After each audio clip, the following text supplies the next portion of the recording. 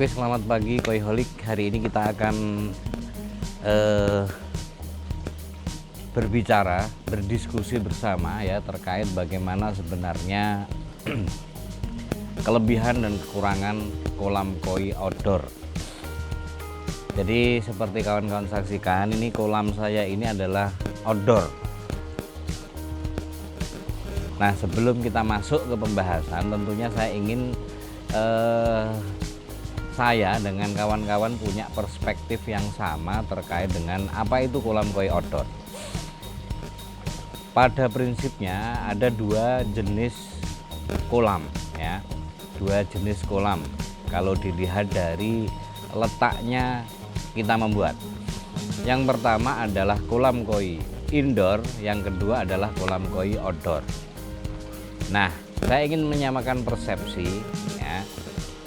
Memang secara pengertian banyak, kolam koi outdoor itu banyak orang mengatakan semua kolam koi yang ada di luar ruangan. Dan kolam koi indoor itu semua kolam koi yang ada di dalam ruangan.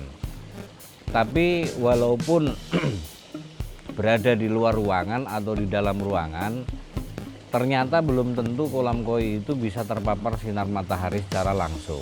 Bahkan yang berada di dalam ruangan sendiri bisa jadi dia terpapar sinar matahari.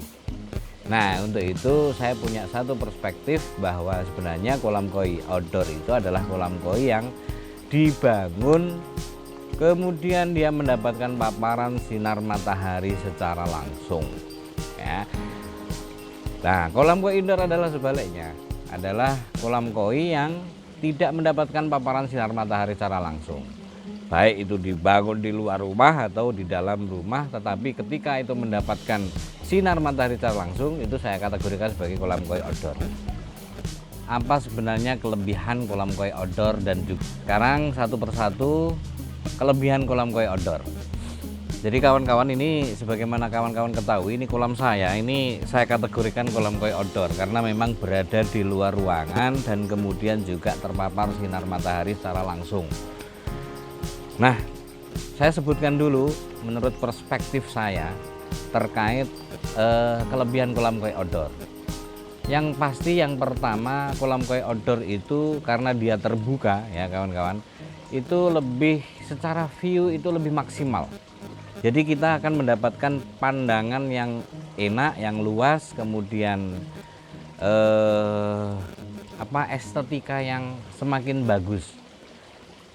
Makanya cakep estetikanya. Jadi secara keindahan sendiri itu akan menjadi sangat menarik dibandingkan kolam koi indoor yang rata-rata biasanya kan kolam koi indoor itu memanfaatkan ruang tersendiri di satu ruangan di dalam desain rumah. Ya kalau memang rumahnya besar ya it's okay ya. Tapi kalau mungkin kebanyakan kolam kita itu rata-rata minimalis. Nah, saya kira kolam koi outdoor itu lebih secara pandangan itu lebih bagus, lebih baik. Jadi estetikanya lebih dapat. Itu menurut saya itu kawan-kawan ya. Mungkin menurut kawan-kawan beda, it's okay. Kita share dan diskusi di sini. Kemudian yang kedua, dari secara estetika bagus, kelebihan kolam koi outdoor yang kedua adalah kolam koi outdoor ini sangat fleksibel untuk ditambahkan beberapa ornamen yang akan memperindah kolam koi itu sendiri. Ya. Jadi rata-rata ketika kolam koi outdoor itu berada di luar ruangan, masih ada space yang luas, yang lebih luas daripada kolam koi indoor. Nah, apa ornamen itu? Ornamen itu bisa berupa tumbuhan seperti bunga, kemudian juga bisa berupa gazebo, bisa berupa pohon ya, pohon perindang. Seperti kolam saya ini ada dua pohon perindang ya, pohon mangga dan pohon kelengkeng. Nah, itu kawan-kawan. Dan itu tidak bisa itu dilakukan di dalam kolam koi indoor. Walaupun bisa di kolam koi indoor ya tanamannya tanaman minimalis ya. Kan susah kalau nggak kena terpaan matahari secara langsung, susah. Itu Jadi ada dua kelebihan itu. Yang ketiga, kelebihan yang ketiga dari kolam koi outdoor itu, kolam koi outdoor terpapar sinar matahari secara langsung. Ya. Bagaimana kawan-kawan tahu sinar matahari itu apa fungsinya? Sinar matahari memiliki energi yang dibutuhkan oleh seluruh makhluk hidup, semua makhluk hidup yang ada di dunia ini. Ya.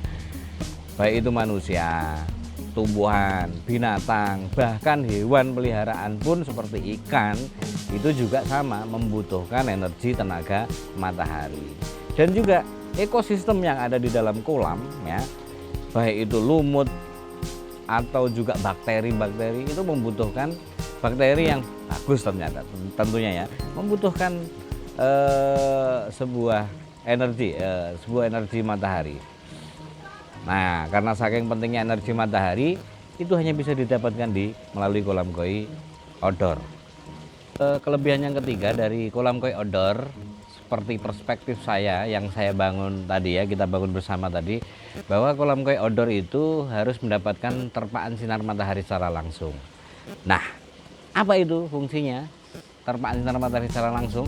Kita ketahui bersama bahwa sinar matahari atau cahaya matahari itu sangat penting bagi kehidupan. Tidak hanya bagi manusia saja, tapi seluruh makhluk hidup yang ada di dunia ini membutuhkan namanya energi matahari. Demikian juga kolam kita dan juga ikan koi kita. Kalau kolam koi kita itu pasti ya, di situ ada banyak ekosistem, ada lumutnya, kemudian ada pepohonan, ada tanaman yang berada di kolam koi outdoor.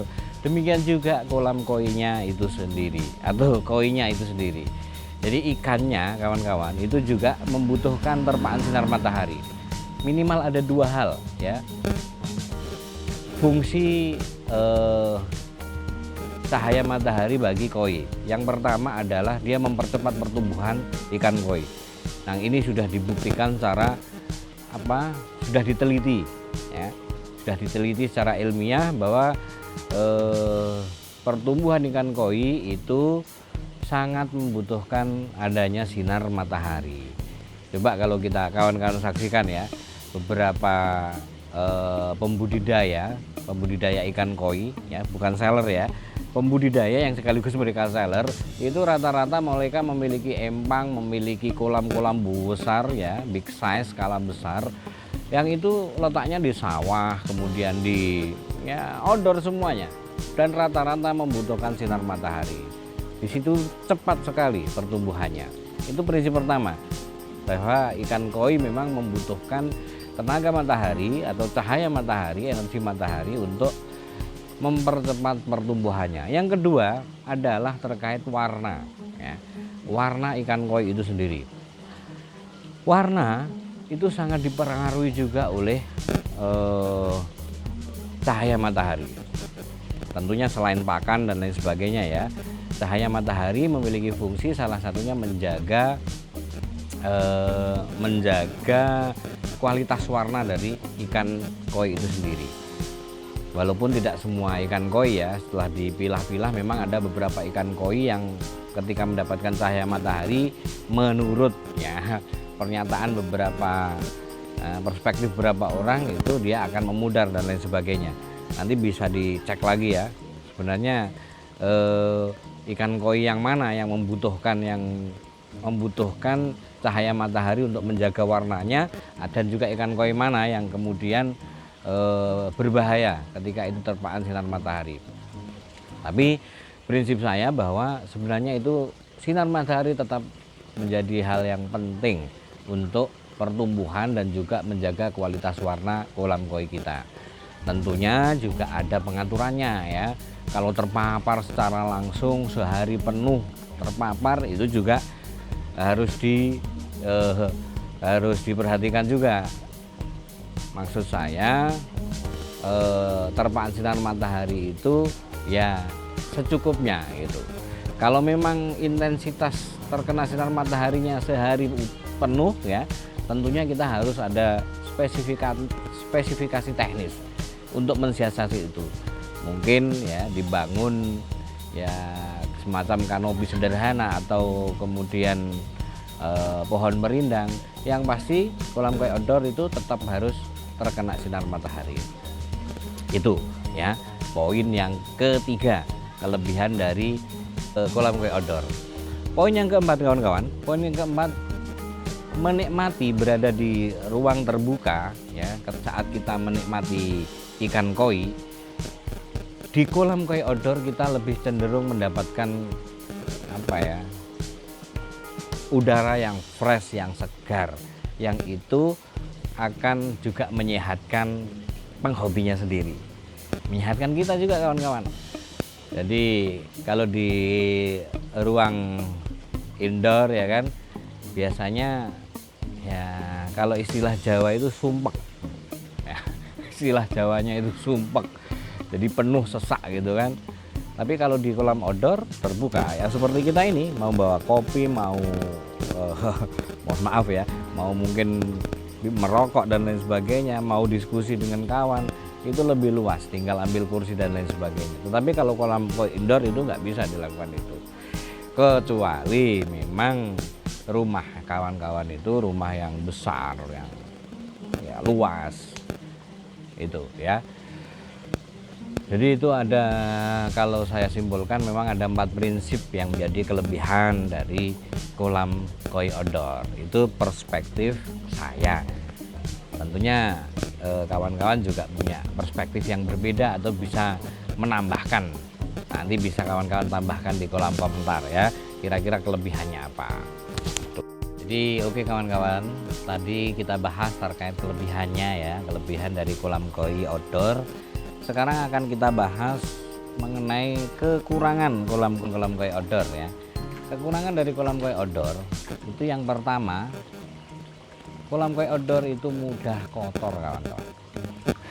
Jadi karena berada di alam terbuka, di tempat terbuka, sirkulasi udaranya juga penuh di situ, angin juga bisa berhembus melalui kolam kita, otomatis akan ada banyak debu ya, debu yang bertebaran. Kadang debunya itu juga berupa dedaunan. Nah, contohnya seperti ini ya.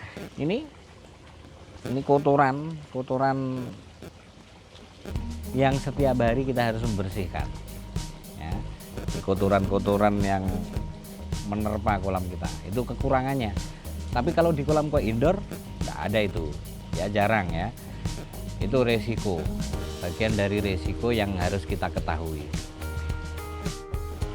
Nah, untuk yang kedua kawan-kawan, dari kekurangan kolam koi outdoor kita itu adalah kolam koi outdoor karena mendapatkan terpaan sinar matahari secara langsung, maka akan mudah tumbuh alga di situ.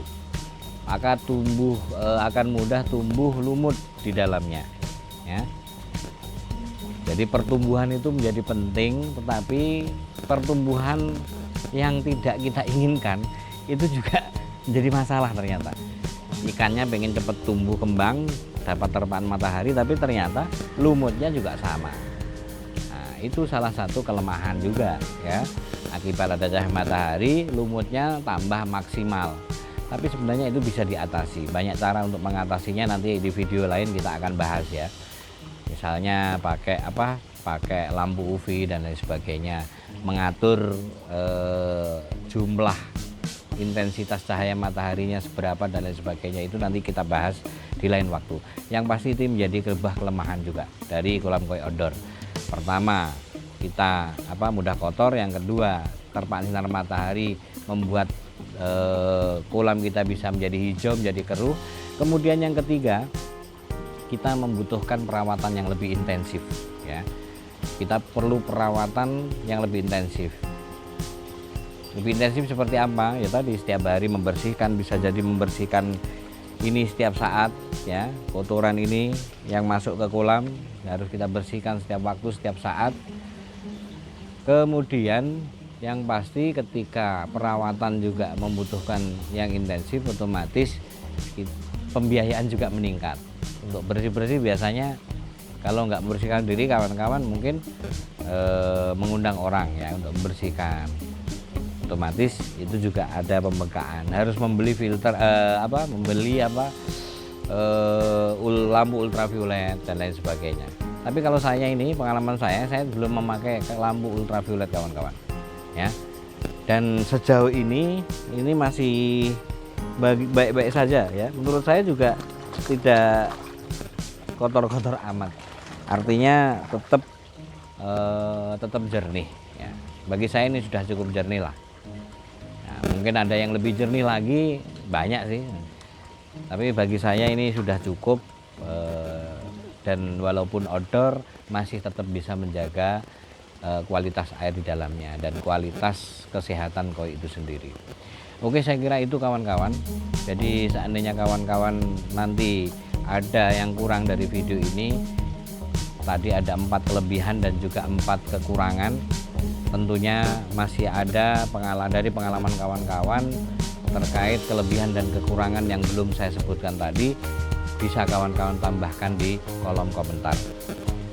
Jangan lupa like, subscribe, dan juga share. Semoga ini bisa menjadi bermanfaat tentunya buat saya, buat kawan-kawan, dan juga buat kawan-kawan lain yang mungkin ingin ya mendapatkan pengetahuan seputar bagaimana kelebihan dan kekurangan kolam koi outdoor. Mohon maaf atas segala kekurangan. Semoga ini bisa bermanfaat. Wassalamualaikum warahmatullahi wabarakatuh.